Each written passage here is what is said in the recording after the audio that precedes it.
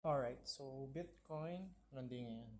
May 20, 26, 2025. Ano nga ba nangyari for the past few hours?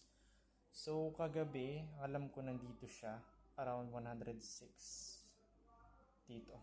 So, nag-bounce siya kasi ilang beses nag-touch yung price sa 4 hours time frame dito. So, 1, 2, 3, 4, 5. Tapos, kung titingnan nyo dito, is resistance siya dati ng consolidation na to.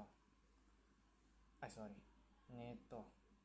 Okay, so kumbaga, ang daming signs na pwede siya mag-stop or dito mag-stop. Pati dito, kung makikita nyo, ito is resistance siya na naging support. So, most likely talaga dito siya nag-stop and tama yung pagkaka-plot ng support natin. Kumbaga, kung pumasok ako dito ng for long position is tama yung pagpasok ko, pero ganun talaga.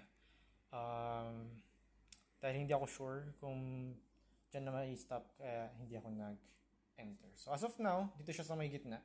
Kung dito yung resistance siya sa all-time high, and dito siya sa gitna.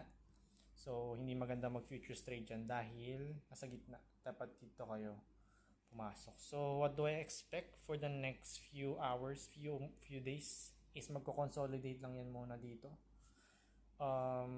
Siguro dalawang beses siyang magta-touch dito sa all-time high. Dalawang beses pa before magkaroon ng pump or bumasag, or baka pumunta pa siya dito sa 106 at bumalik dito sa 100 area, 102 area at 101. So yun yung nakikita ko. So be careful with your trades. 4 hours time frame, MACD sa baba, nag-cross pataas, bullish. Then tingnan natin yung Ethereum. Ethereum ganun pa rin, consolidating. Mababa yung price 2.5 compared to Bitcoin na all time high na. So ang inaantay natin dito is bumasag siya dito sa may part na to, 2,900 plus, para matapos tong consolidation na to. So tingnan natin kung magkaka-altcoin season pa ba, dahil si Ethereum ang nagsisimula ng altcoin season.